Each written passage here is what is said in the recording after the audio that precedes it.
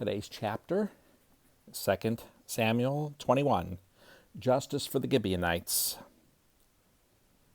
During David's reign, there was a famine for 3 successive years. So David inquired of the Lord.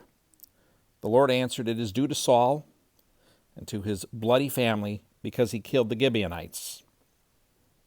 The Gibeonites were not Israelites, but rather a remnant of the Amorites. The Israelites had taken an oath concerning them, but Saul had tried to kill them in his zeal for the Israelites and Judah. So David summoned the Gibeonites and spoke to them.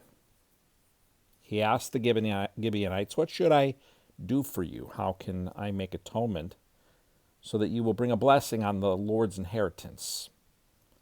The Gibeonites said to him, "We are not asking for silver and gold from Saul or his family, and we cannot put anyone to death in Israel."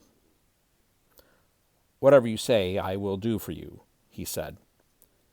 They replied to the king, "As for the man who annihilated us and plotted to destroy us, so we would not exist within the whole territory of Israel, let 7 of his male descendants be handed over to us, so that we may hang them in the presence of the Lord at Gibeah of Saul, the Lord's chosen."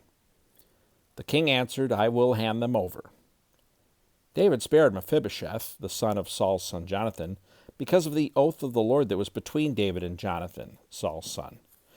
But the king took Armoni and Mephibosheth, who were the 2 sons whom Rizpah, daughter of Aiah, had borne to Saul, and the 5 sons from Merib, daughter of Saul, who had borne to Adriel, son of Barzillai the Maholathite, and handed them over to the Gibeonites. They hanged them on the hill in the presence of the Lord. The 7 of them died together. They were executed in the first days of the harvest at the beginning of the barley harvest. The burial of Saul's family. Rizpah, Aiah's daughter, took sackcloth and spread it out for herself on the rock from the beginning of the harvest until the rain poured down from heaven on the bodies. She kept the birds of the sky from them by day and the wild animals by night.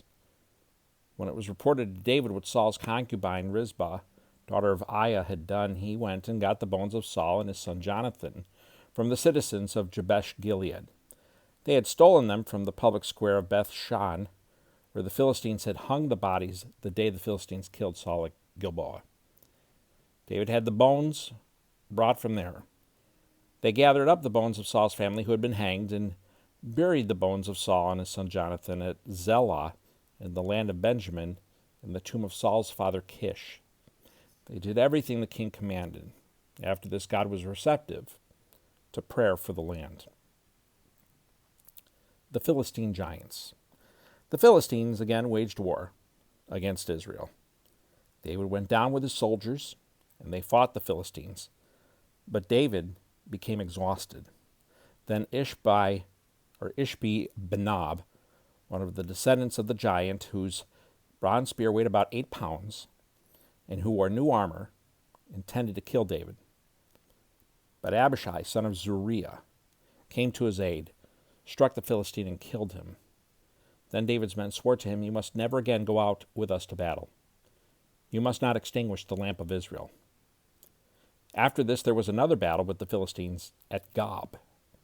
At the time, Sibbecai the Hushathite killed Saph, who was one of the descendants of the giant. Once again, there was a battle with the Philistines at Gob, and Elhanan, son of Jaar Oragim, the Bethlehemite, killed Goliath of Gath. The shaft of his spear was like a weaver's beam.